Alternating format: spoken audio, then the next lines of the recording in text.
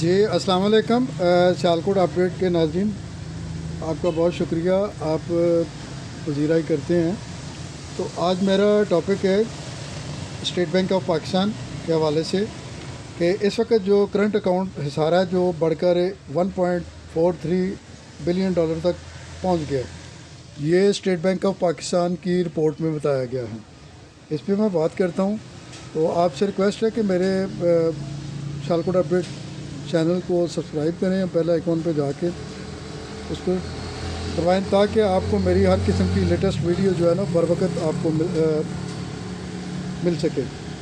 تو ناظرین شروع کرتے ہیں۔ اسٹیٹ بینک آف پاکستان کی حالیہ ترین جو ہے نا لیٹسٹ رپورٹ کے مطابق درآمدات میں کمی کے باوجود کرنٹ اکاؤنٹ حصارہ بڑھ کر 1.43 ارب ڈالر تک پہنچ گیا ہے۔ مرکزی بینک کے اعداد و شمار کے مطابق ماہ اپریل کے مقابلے میں مئی میں مجموعی طور پر درآمدات میں کمی واقع ہوئی، تاہم کرنٹ اکاؤنٹ خسارہ بڑھ کر 1.3 ارب ڈالر تک پہنچا۔ اسٹیٹ بینک نے بتایا ہے کہ عید کی تعطیلات کی وجہ سے ترسیلات زر میں اور برآمدات میں کمی ہوئی اور اس کمی سے خسارے میں اضافہ ہوا، جبکہ جولائی تا مئی کرنٹ اکاؤنٹ خسارہ 15 ارب 19 کروڑ ڈالر پر پہنچ گیا۔ اسٹیٹ بینک کے مطابق اس وقت درآمدات جو کہ مکمل طور پر فنانس شدہ کرنٹ اکاؤنٹ خسارے کے لیے نقصان دہ نہیں ہے۔ رپورٹ کے مطابق 17 جون کو ختم ہونے والے ہفتے میں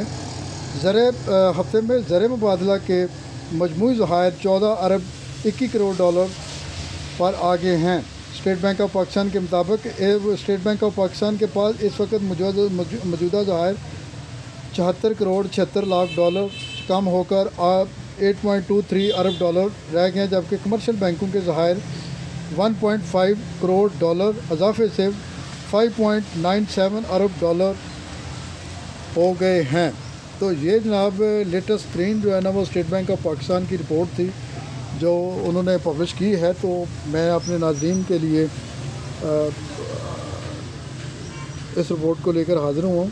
امید ہے کہ میری اس رپورٹ کو پسند کیا جائے گا، تو پلیز میرے چینل کو سبسکرائب کریں۔ بہت شکریہ، بہت شکریہ۔